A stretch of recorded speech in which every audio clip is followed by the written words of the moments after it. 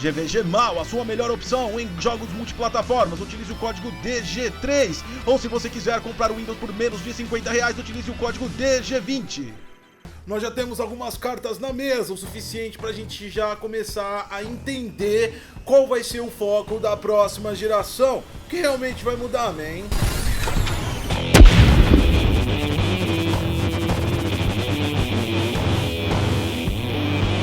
Fala, galera do Wiki! Eu sou o Godcos, você tá no Detonando o Wiki, o primeiro e melhor canal tecnologia para games de todo o YouTube. Vindo a vinheta também meio óbvio, é claro, é lógico que já ouviu falando que nós vamos hoje conversar um pouco sobre o foco da próxima geração. Já temos algumas informações aí oficiais e as quase oficiais, bastante informação que a gente vai consumir oficialmente também a partir da E3 de 2019, com a apresentação, neste caso única, da Microsoft, já que a Sony também não vai comparecer no evento esse ano, mas já dá pra gente entender mais ou menos o que eles estão preparando para a nova geração. Não são apenas aparelhos, também são conceitos novos que devem entrar aí, conceitos de mercado, conceito de indústria de desenvolvimento, conceito de jogos e o que realmente os desenvolvedores podem melhor fazer dentro daquele hardware mais potente do que havíamos esperado, que está sendo planejado para a próxima geração. Vamos dar uma discutida geral nesse assunto hoje. Deixa o seu like, se inscreve no canal, compartilha esse vídeo que você já viu que é super interessante. Aproveitar um recado super mega importante.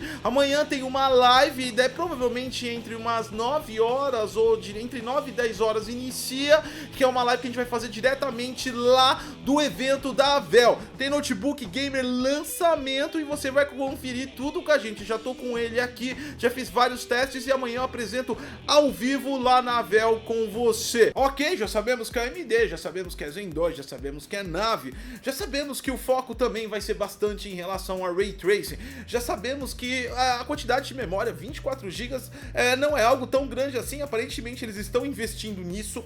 Já sabemos que vai ter uma melhora significativa na parte de I/O, na parte de disco, ou seja, a implementação de SSDs, mesmo não sendo oficialmente falado pela Microsoft, mas os projetos aí recentes vazados e que cai muito diretamente com o plano de execução também da Sony, lembrando que faz parte da mesma plataforma de arquitetura AMD, coincidiz muito com o que está sendo reservado para a próxima geração. O que todo esse hardware, né, o que toda essa performance, esses montes e montes de teraflops, que saímos dos 6 teraflops do Xbox One X e passamos ao montante de 10, 12, 13, 14, ou quem sabe até um pouquinho mais, dependendo das revelações que nós temos aí daqui até o final do ano. Muito ligado na E3 da Microsoft, expectativa alta para o anúncio aí da nova linha Scarlett também, e não é só isso, né, nós aí estamos acompanhando uma mutação da indústria em relação a negociações, Sony e Microsoft firmando parceria na parte de Cloud Computing,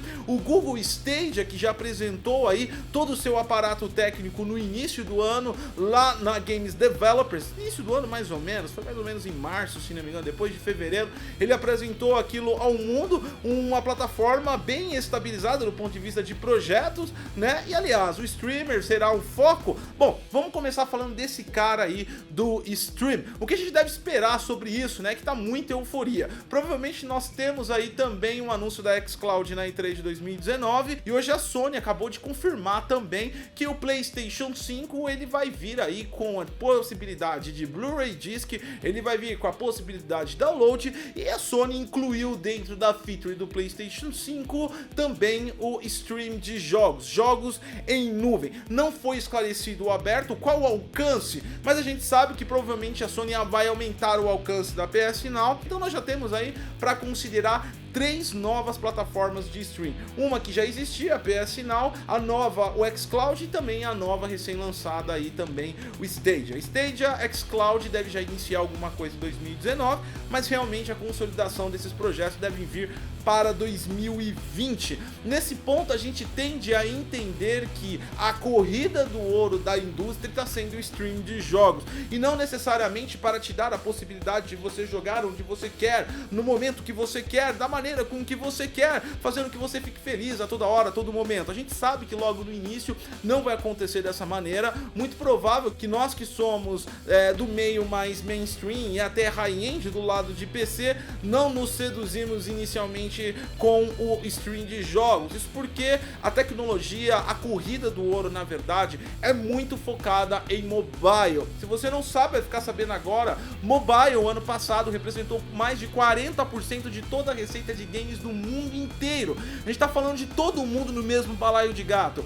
Microsoft, Sony, Nintendo e PC Gaming contra o mobile. Só o mobile sozinho conseguiu mais de 40%, ou seja, uma fatia extremamente importante do mercado. Porque é óbvio, é claro, é lógico, tá na mão, você olha e já era. Então é acessível, é mais barato os dispositivos, e não é um dispositivo que às vezes pode ser mais caro que um console, só que ele tem múltiplas utilidades. Então a probabilidade de alguém investir 4, 5 mil reais no smartphone é muito maior do que investir em um console, numa placa de vídeo, enfim, em outros aparelhos específicos para o mundo game. E é esse mercado que inicialmente o stream deve atacar. É óbvio que, lógico, que as plataformas vêm com poderio de fogo para demonstrar e seduzir e dar aí fogo aos marketings das respectivas empresas para seduzir você, para fazer aquele show de bola. No entanto, o foco inicial a gente deve entender que deve ir para mobile.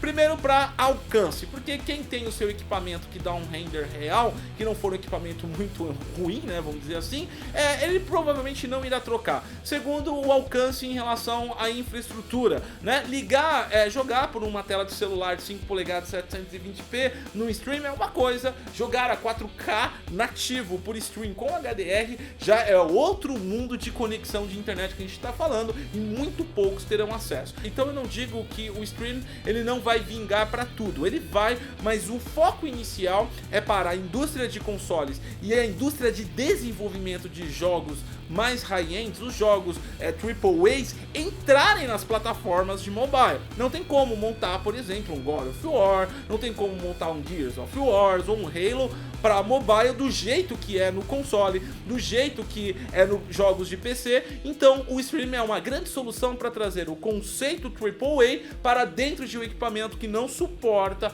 a renderização real-time tão performática quanto nossos devices atuais. Então inicialmente o foco da indústria vai aclamar tudo, mas vai ser muito resumido na parte de stream, muito mesmo, acredito, para mobile. Agora, uma nova vertente, algo que vai realmente impulsionar as vendas, como nós tivemos aí no lançamento do PlayStation 4 Pro e do Xbox One X, onde o grande efeito de vendas, né, o grande bater no peito do marketing é o 4K, seja nativo ou não, isso não está na discussão, mas realmente esses consoles foram feitos para impulsionar a venda de televisores 4K e também as vendas deles próprios através dessa resolução. Já na próxima geração, nós já temos aí o alcance do 4K, nativo ou não, mas lá nós teremos, através daquele hardware mais pesado, uma consolidação do 4K, 4K nativo, 4K mais fluido, podemos ter até 4K 60, dependendo aí da necessidade, mas não vai ser o apelo de venda. O foco inicial, com certeza absoluta, será o Ray Tracing, com as implementações através de DirectX e também APIs de OpenGL e Vulkan que estão implementando o Ray Tracing para os desenvolvedores. Nós teremos muitos jogos com foco em vendas de Ray Tracing e será a base, pelo menos que inicial, do console das vendas, tanto do PlayStation 5 quanto da linha Scarlett, que é dividida entre Lucart e Anaconda do lado do Xbox. Mas isso também pode ser aquela tecnologia de venda que seja o tiro no pé. Talvez o Ray Tracing inicialmente seja um pouco difícil de engolir, mesmo porque nós teremos muitas implementações que podem ocasionar até bugs, né? Porque os desenvolvedores estão começando essa leva de jogos realmente Ray Tracing. Existe já a implementação da NVIDIA através dos Tensor Cores e tudo mais, nós já explicamos isso no canal, mas realmente a adesão dos desenvolvedores apenas para uma placa de vídeo é bem limitada. Quando se abre o escopo para consoles, produtos que são mais vendidos, produtos que alcançam mais a população, a coisa realmente começa a engrenar. E desse ponto nós teremos bastante implementações, bastante coisas que vão deslumbrar nossos olhos e que talvez a expectativa que nós criamos numa apresentação de E3 que pode não chegar na vida real, assim como nós temos os gráficos capados, nós provavelmente teremos Ray Tracing capados, provavelmente teremos talvez o Ray Tracing fake, o Ray Tracing com técnica de Ray Tracing Bird, alguma coisa do tipo deve acontecer. Então vai ser a busca pelo Ray Tracing, o início de uma nova era, e a gente vai ouvir muito falar sobre isso, e vai ser vendido os consoles em cima disso. O Ray Tracing também pode tirar aí de novo 60 FPS dos consoles, porque mesmo que sejam em máquinas potentes, vai ser bem difícil utilizar Ray Tracing a 4K 60 FPS constantemente, dependendo do modo de desenvolvimento que os estúdios ainda estão entendendo como se faz. Mas talvez isso não seja um problema, porque existe uma grande tendência, isso é principalmente do lado do Xbox, que deve ser aí, acredito, copiado também pela Sony, que é uma maior liberdade de configurações dentro do seu device, dentro do seu console de nova geração.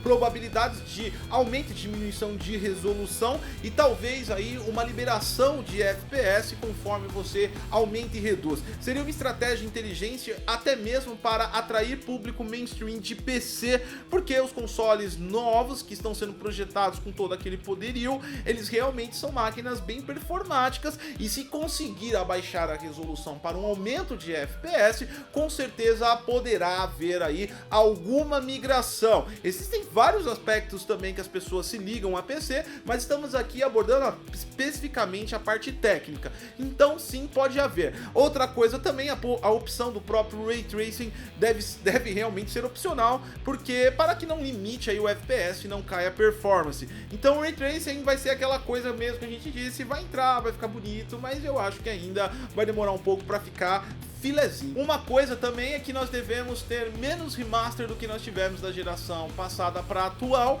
Por quê? Porque todos os jogos da geração atual serão compatíveis com a próxima geração por utilizarem a mesma arquitetura. Então nós não teremos tantos remasters. Amém. Provavelmente teremos aprimoramentos gráficos, jogos que poderão ser aprimorados, uma feature para que estimule você a comprar a nova geração. Então nós teremos algo parecido com o que acontece no Xbox One X, os jogos aprimorados por Xbox One X. Nós devemos ter na próxima geração jogos PlayStation, God of War aprimorado, mas que provavelmente não deva rolar aí uma transação financeira para que você tenha um aprimorado, simplesmente para que estimule você comprar esse console. Outra grande possibilidade que eu acredito muito é em relação a uma liberdade maior dos aspectos de display, tanto monitor quanto televisor, né? Se concluiu muito bem esse final de geração aqui, entendendo que existe sim uma diversidade de necessidades. Já se foi o tempo que console é coisa para ser colocado na televisão, já se foi o tempo que apenas o controle é para console. Então eu acho que nós teremos uma maior abertura de devices compatíveis. Teclado e mouse deve ficar mais abrangente na próxima geração, e também voltando a falar do ponto de displays, nós teremos provavelmente uma entrada USB-C parecida com a do Nintendo Switch. Isso daria uma abertura para os dispositivos trabalharem com os dois sistemas de padrão no mercado, que é HDMI e também o padrão DisplayPort. Se isso acontecesse, agregaria um valor muito alto à compra desses novos equipamentos, porque existe uma grande variedade de monitores DisplayPort no mercado para PC, principalmente com o FreeSync, que a gente sabe que vai continuar sendo utilizado no Xbox, é óbvio, é claro, é lógico, e deve ser aí implementado no PlayStation 5 também. O Ultra Wide eu ainda acho um pouco difícil, porque os jogos de consoles vão continuar sendo feitos para os consoles. Então eu não acredito que os desenvolvedores devam abrir a resolução Ultra Wide, mas abrir modos de resolução 1080, 1440, 4K deve acontecer no meio que você ganha um pouco de FPS ou perde de acordo com a sua escolha. Agora do jogo em si falando, a gente fez um ponto aí interessante, um vídeo da segunda-feira, não nessa, na outra, sobre The Witcher 3 versus o outros jogos de 2019 e nós sentimos aí uma grande evolução, principalmente no desenvolvimento de ambientes, né? Foi implementado com sucesso nesta geração uma moda que se chama iluminação global, a iluminação dinâmica, né? A iluminação volumétrica, a iluminação que reflete no ambiente inteiro e ele cria sombras de acordo com a movimentação do personagem, trazendo algo mais realista, muito implementado em jogos de mundo aberto, onde tem uma atmosfera real time, né? Manhã, tarde, noite. A iluminação volumétrica se dá muito bem nesses jogos e até mesmo em ambientes mais fechados, em mapas mais guiados, a iluminação volumétrica acaba fazendo uma diferença. Então a gente sabe que isso consome poderio, mas com o aumento de hardware nós teremos um sistema de iluminação e sombra muito melhor. E trabalhando melhor com a luz, trabalhando melhor com a sombra, nós vamos trazer o fotorrealismo muito utilizado nessa geração no personagem para os ambientes. Então a gente deve esperar aí ambientes mais vivos, vegetação de ambientes dos jogos mais realistas, com uma movimentação mais suave, com mais movimentações. Nós devemos esperar aí bastante implementação de inteligência artificial, que é um conteúdo que a equipe do Detona Geek está produzindo aí, deve entrar nessa semana ou na outra. A gente vai falar sobre inteligência artificial nos jogos, mas que deve ser evoluído, é algo que ficou muito utilizado, não só a inteligência artificial do ponto de vista NPC, a inteligência artificial ao modo que o jogo se ajusta, não em relação à dificuldade, mas em relação ao ambiente, a temática de acordo com o player, jogos de decisão, efeito butterfly, muito mais implementação pode ser feita com uma liberdade de hardware maior e a gente deve ter um ganho significativo. Então o foco do fotorrealismo no personagem em si deve ser transportado dessa geração e também ampliado no fotorrealismo do ambiente. E eu digo isso que agora a gente vai falar um pouco do ganho que o desenvolvedor teve em relação ao loading, porque para utilizar um ambiente mais rico, mais vivo, mais fotorrealista, igual os que os personagens são feitos hoje em dia, é preciso que se utilize bastante da memória. Nós vamos ter aí largura de banda suficiente para isso, né? A projeção de 24 GB de DDR6 que está sendo projetada para esses consoles vai dar um suporte amplo para que o desenvolvedor mantenha vários aspectos do repositório antes de ser processado o quadro na memória de DDR6, ou seja, nem é a memória que vai ser utilizada toda pela placa, mas ele vai poder utilizar um reservatório para isso. Outra coisa também em relação à implementação do SSD, o SSD vai transformar loadings mais rápido, e ele vai transformar o loadings mais rápido, isso quer dizer que o desenvolvedor pode criar loadings com mais informações sendo processadas, porque ele vai ter uma velocidade, e se ele consegue enviar mais em menos tempo para a memória trabalha com uma GPU e o processador consegue empurrar tudo isso, isso quer dizer que ele consegue enviar mais elementos no processamento do render no quadro para você. Isso resulta em que? Em ambientes ricos, em maiores complexidades de programação, maiores efeitos randômicos acontecendo na tela, ou seja, da parte de inteligência artificial, onde você está no ambiente e aparece uma coisa que não necessariamente é programada, mas um efeito colateral do próprio jogo dentro da ambientação que é projetada. Enfim, nós teremos um ganho muito grande sobre isso, principalmente pelo grande poder de memória e principalmente pelo uso do SSD. O desenvolvedor agora consegue jogar mais coisas mais rápido, e mais coisas mais rápidas é mais entretenimento pra gente.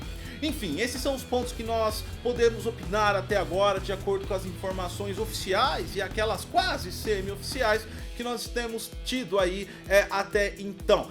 Nós sabemos que será uma grande geração, mas tome cuidado com os riscos dessa geração, cuidado um pouco com o glamour. Vamos verificar primeiro como serão essas implementações de Ray Tracing. Nós teremos que também aguardar bastante para o stream ganhar o fôlego. E da parte do stream, só voltando a falar um pouquinho, eu acho que é a primeira vez que o Brasil pode se entrar aí no mundo dos jogos em cloud, né, dos jogos em nuvem. Então uma expectativa alta para isso também. Muita coisa nos reserva de 2020 pra cima, né, em meados, provavelmente no meio do ano deve estar no varejo esses consoles, e a gente tem bastante coisa para falar ainda esse ano sobre essas novidades, mas de acordo com o que nós soubemos, já dá para a gente entender que pode ser assim sim. Gostou do conteúdo? Deixe seu like, se inscreve no canal, compartilha esse vídeo, assiste nossa live amanhã direto da Avel, eu sou o Godfaz e até a próxima.